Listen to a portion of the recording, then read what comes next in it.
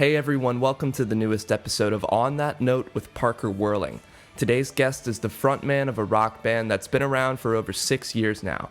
They put out an album last year called Sellout, and they've opened for bands like the Frights and HUNNY. Please welcome King Shelter. King Shelter, thank you for joining me. I appreciate you coming on and talking about your process, talking about your music. And I actually saw you probably like 4 years ago when you opened for Private Island at the W Hotel. And Oh, wait, at the W? Like on that rooftop thing? yeah, well, we Oh weren't on the my roof, gosh. but it was like close to the roof, you know? That was a deep track. You're Private Island guy? Yeah, I'm a big Private Island fan. I've been a fan since before that show. But when I came, I saw you guys play with Kid Bloom and Private Island Yeah. that night. What's Private Island up to? I haven't talked to them I mean, since they're still probably that putting night. out music. Yeah? I haven't seen. That was the last show that I saw of theirs. But Oh, that was like 2016, wasn't it? Even earlier? Maybe yeah, it was 2015? probably 2016. That sounds about right. Jeez, man. I Wow. know it's been a while, but I've followed you since then. So I'm excited that you Sick. came on the show today. Well, look at that. That show actually paid off in the long run, huh? Yeah, right. Hey, you There you never go. know what's gonna happen when you do little things like that. Yeah. But you put out an album last year called Sellout, Yeah. and it's such a departure from your previous sound. And I really wanted to ask you about what the process was, kind of going into a different lane and following your own gut, because it sounds like, based on some of the lyrics, not everybody else was on board with that. I'm curious, what makes you think it was pulled in a different direction? What elements? Calamity, especially that Okay. song, seems Okay. to be pretty intense compared to the other songs, just in terms of the actual emotion of it. But then when I was really listening to the lyrics, I can't remember exactly what you say, but something about your manager like not wanting you to scare your fans and shit. Yeah. I was like, that's funny. So it made Yeah. me think there must be pressures to not get as intense with the new stuff. But as an artist, you got to do what you got to do. Yeah, so we had done that these series of singles. So like that one that did well was the Everything Hurts one, and then Preoccupy, Give Me Knowledge. It was like 4 singles or something, and they were doing pretty well. They were very poppy, and we're big, we're into some other weirder stuff, and so we made that record Shame right after because we kind of got impatient, and that thing kind of just tanked. And so then there's a lot of pressure to like pick up the slack and let's make some more pop songs. Let's get you out there a little bit more. And then eventually you can go back to that kind of crazier stuff. And so it was kind of me just being sassy, if I'm being honest. Just saying, like, fuck you guys, I'm gonna do what I want.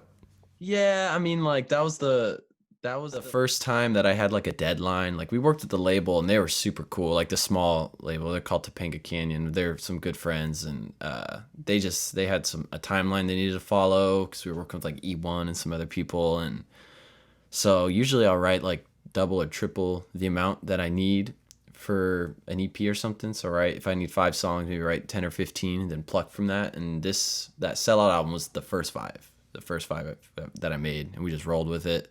So we didn't have much time. I was living in Long Beach at the time, and I wasn't enjoying it. So that the whole album's kind of like it's very sassy because I was in a sassy mood during that whole period. But hey, Calamity worked out. That was the one we thought was gonna be trashed, and that one's doing the best. So I'll take it. I'll take it. So what would your advice be to somebody facing that similar kind of pressure that you were going through at that time? I don't know. That's hard because I haven't figured nothing out yet. Like I'm kind of backtracking still after that Shame album. I'm still trying to pick up the slack. So you can say the classic like follow your heart, do what seems right. But if you're trying to be a career band, you kind of got to play. You kind of got to play the game a little bit. So if you want to have longevity as a band, you're gonna need to, kind of build your fan base and build things a little bit more before you can kind of start getting crazy. But at the same time, other people have just been crazy out the gate and they've had plenty of success. So kind of there's a lot of luck involved, a lot of networking, who you know, a lot of that stuff. So, it's really hard to say, man. I think everybody's situation is going to be unique. We've kind of been hitting a brick wall with a pickaxe for 5-7 years now. It's been really gnarly, it's been really tough, so we just kind of, I don't know, man. I hope no one has to take the trajectory that we've had to take, put it that way. One thing that you seem to have brought up that I don't talk about too much is the idea of compromise and being able to decide which things are worth compromising in the moment to keep that longevity. So to you, what's something that was worth compromising and what's something that's not worth compromising? Well, it depends on what your goal is. So for us, like, I'd rather just be able to pay the bills and play the music that I like, as opposed to being just stupid ass rich and playing music that I hate. So it depends on what you're into, So if it's someone that really likes their music and they want to make a career out of their music, then it's different.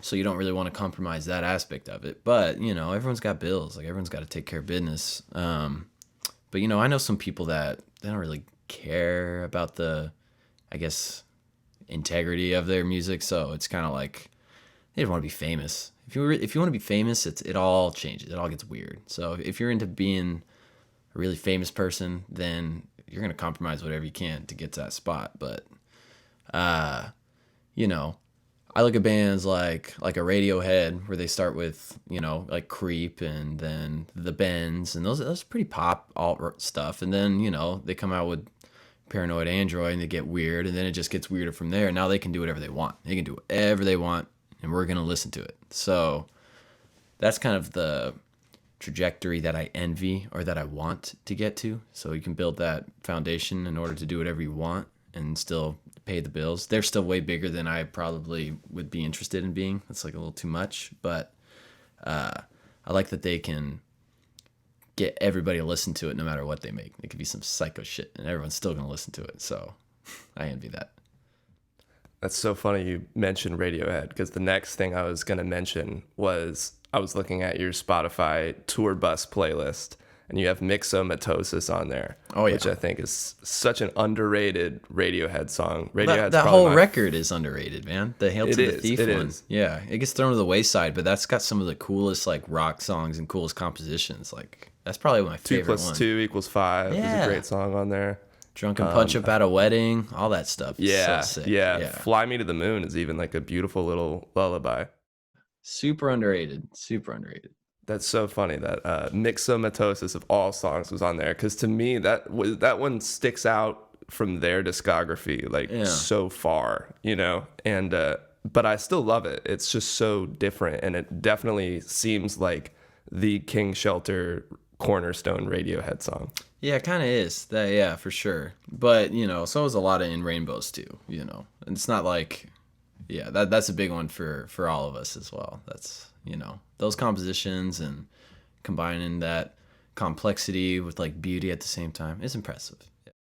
In Rainbows is my favorite album, and I've talked about it many times on this podcast. I'm sure people get annoyed at this point, but I mean, it's the best listening for probably their discography. Like, just having it on, some of their stuff's so intense that it's like you got to either be in it or you're out. But that one you can actually have on in the background and do your thing. Exactly. I even came to the conclusion, although apparently it's pretty controversial, I think Kid A is better than OK Computer. I don't know what you think. My guitar player would agree with you, but I don't know. OK Computer's it's a hard like choice. Classic. That one's just classic, and it was super. It because of that album, bands like me exist. There's a lot of bands like me that exist, and the sound exists only because of that record. It's not really the case with Kid A. Like OK Computer exploded a whole genre of music. It was like you can do more than just two guitars, bass, and drums. And still be all rock. I wanted to ask you about touring with the Frights and HUNNY, which are two pretty well-known acts. What was that Yeah. experience like? It's cool. They're boys. They're homies. Yeah, it's all good. They've been doing it for a long time. They got their biz down. Yeah, I mean, it's really fun.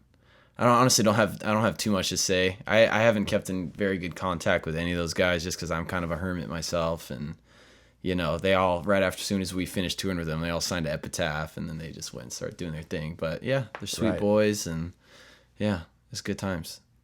What did you learn from being on that tour with them?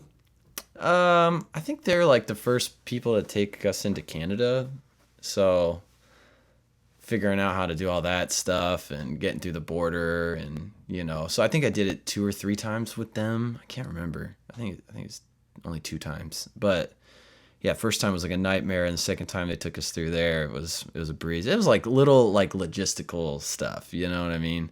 They obviously, like, both those bands have like an insane amount more money than we had, so we were kind of doing our own thing. Like we couldn't afford hotels and stuff like that, so we were staying at like random people's houses and stuff like that, and they're selling crazy amount of merch and we weren't, so we just pack up and start heading to the next city and find somewhere to stay. So you know we were on basically a different tour than they were, because we were trying to survive and they were kind of thriving. But yeah, they gave us I have to say though, Honey and Frights have given us some really good opportunities. They both, after those tours, put us on their festivals. So they have, Honey does like a Christmas one, and the Frights do one in San Diego. I forget what it's called. You Were Gonna Hate This or something like that. So they both put us on those after that tour, and that was really helpful. It was nice. So mwah. That's awesome. Yeah. Yeah. Shout out to HUNNY and the Frights. Yeah, good. It's all about making those connections because you never know what it's going to lead you down later. Yeah, exactly. Yeah, and they're all cool dudes, man. They all grind and they all work really hard. So it's nothing but love. You know what I'm saying? Nothing but love.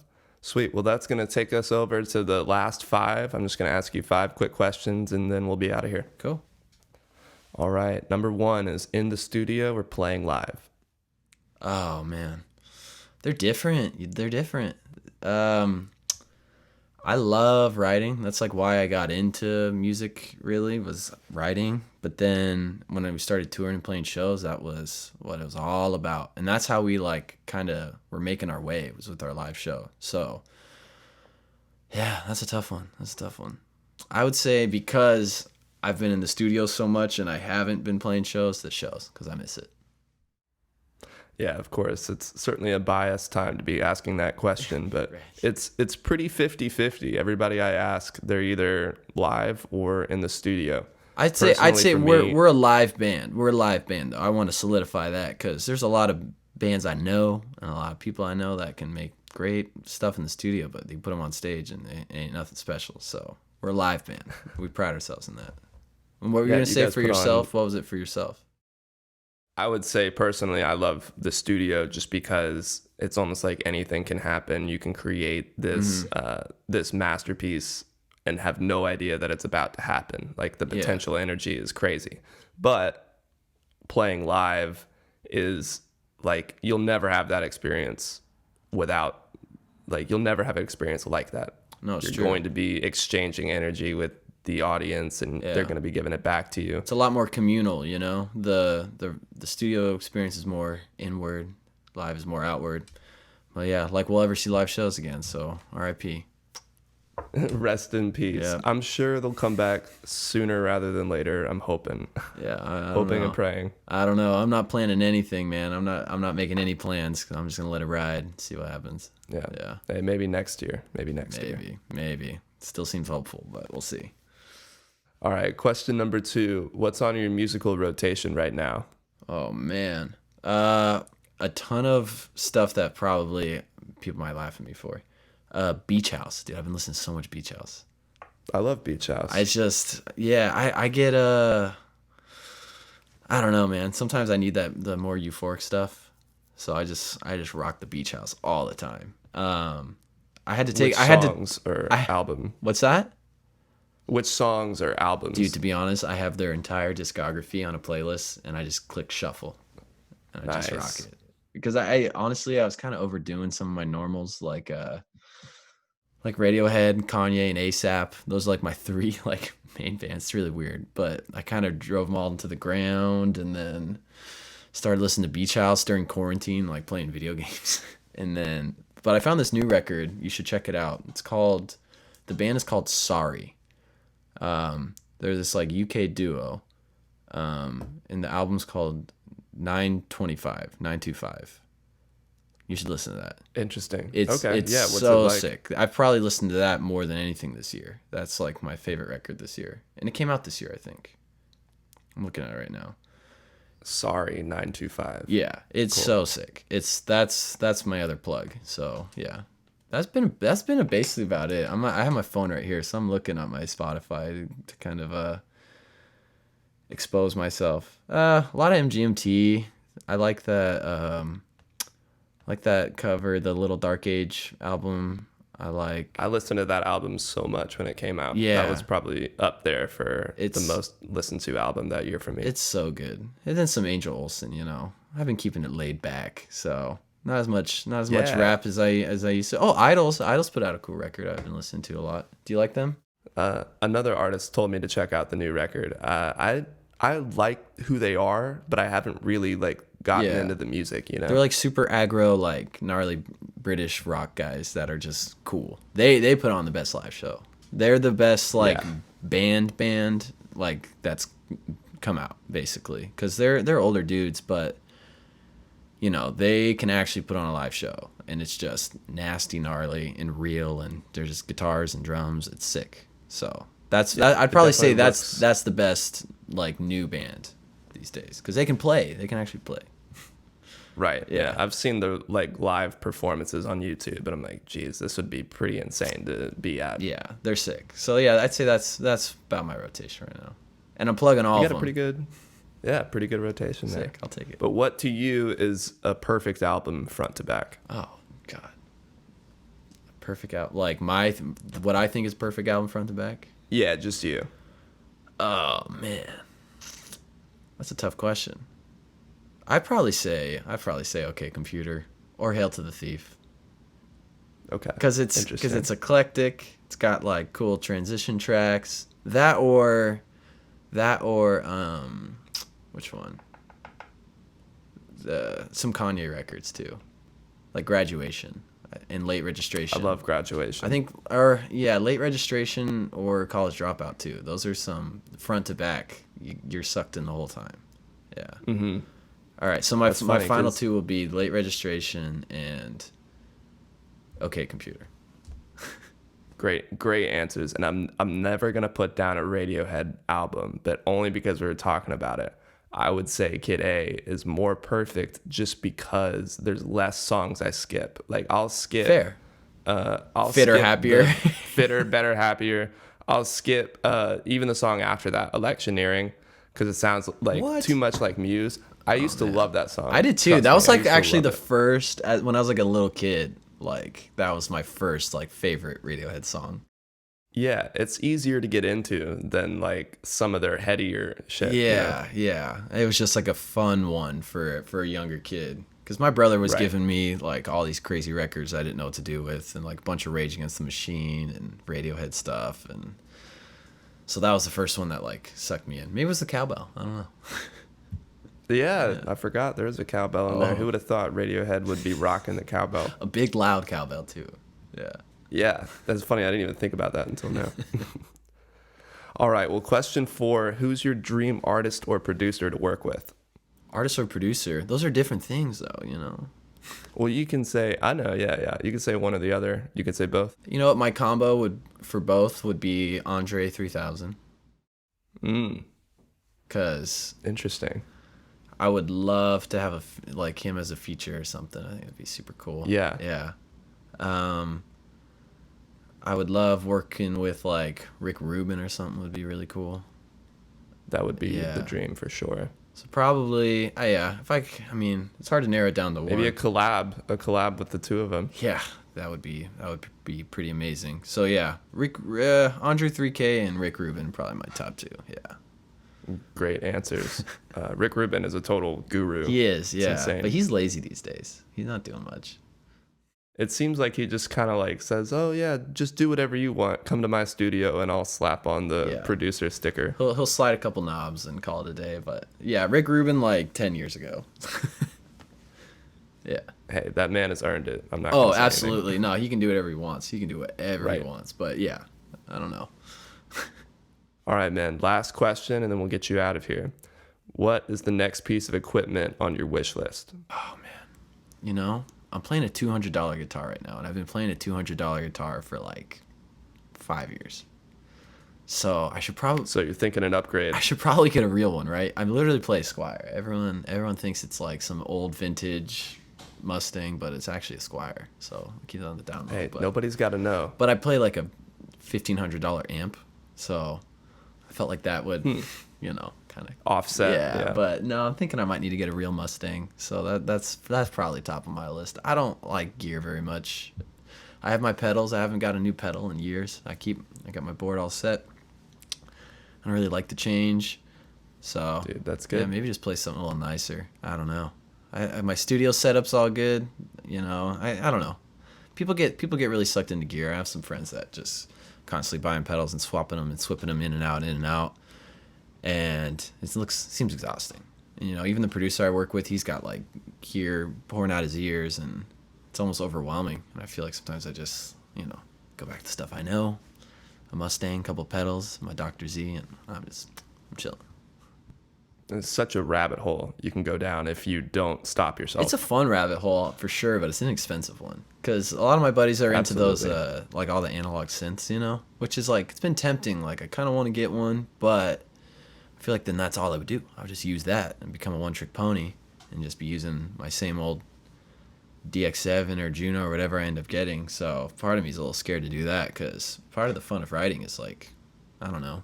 I got the sound banks like everyone else got. I got thousands of sounds, so I don't know. No shame on the gearheads, but yeah, I should probably get a real guitar before I talk too much shit. I mean, hey, if you're rocking the $200 Squire, you're rocking it. But I understand wanting to make that little upgrade, you know. Yeah, I think I've earned it. I don't have the money for it, but I think I should at least get like a $500 guitar, right? Yeah, take that stimulus money, man. Go treat yourself. Like that's still around, dog. That money's long gone, dude. It is dry, very dry now. It dried right up, but yeah. Wait, so let me ask you a couple questions. Am I allowed? Or you got to run out the door right now? Yeah, no. Ask me. So how'd you get into this? Into the podcast? Yeah. I started it August 4th, so only like 2 months ago, but it kind of came to me when I realized like I can talk about music with pretty much anybody, and being able to talk about it with the people who make it is awesome. And I've had a few experiences in my life where I've just done that in person, and I always thought it was great. And then I kind of realized like, oh, like, you know, what am I doing nowadays is I have so much time on my hands and I enjoy podcasts. So I was like, oh, it'd be kind of interesting if someone had a podcast where they got to actually talk to the artist for a long period of time and ask them questions that are more than just like, so how did you get into music? Like, what was it like growing up listening to the music you did? And like just very basic questions. You know, I just wanted to ask the artist the questions that I wanted to ask. Yeah. And that's kind of really how it started. So I just started reaching out to people, and somehow people think I'm professional enough to warrant, you know, a conversation. So you doing mostly like the cold call thing, like kind of how you hit me up? Pretty much. At this point, there's been a good amount of them I've reached out to, whether it's Instagram or email, and then some people have reached out to me, which is a pretty cool feeling. And then I really started with a lot of friends. You know? No, that's a cool idea. I mean, it's a good season to try and start something like that too, because a lot of people are kind of sitting around right now, and you know, you're trying to get these bands, and half the time they're on the road and stuff. It's almost impossible. So exactly, it's crazy how much it worked out. Yeah, because I mean, even the fact that it's on Zoom. So, I mean, I do this with people in, the UK or Canada or, like with you, you're not in LA right now. I'm South Florida, baby. It's amazing. It's amazing. I can do this with pretty much anyone in the world. Yeah, it's dope, dude. Well, I think it's tight, man. But yeah, I like those. I like the more conversational types. I don't like when I get like I have one in my email right now. I've been like putting off for like 2 weeks now, but it's like a questionnaire I have to fill out and send back with like a bunch of pictures. It's just because you write something out and you proofread it and you're like, oh, you do it 10 times over. I don't know. Yeah. It's the conversational aspect is a lot nicer. Yeah. Yeah, I like it because it feels more personal, and your fans and fans of the artist will be able to check it out and like get to know the artist a little bit deeper, because it's actually a long form conversation, and it's more about, I try to make it about things that the artist will love as opposed to things they don't want to talk about. Yeah, no, it's very interesting. I enjoyed it though, man. It was good. Awesome. Well, sweet. King Shelter, hey, thank you for coming on and talking with me and getting down to the nitty gritty about your music and your process and all of that. And I'd love to do it again soon. Yeah, man. Let me know whenever. I'm bunkered up here in South Florida right now, so we just chilling. Sweet. Well, Taylor, thank you again for coming on. Everybody needs to go check out King Shelter, your album Calamity, and your entire discography before that. Tight. All right, homie. Well, it's a pleasure to meet you, Parker. Yeah, pleasure to meet you too, man. Peace out. Dude. I'll talk to you later. Now everything hurts a little.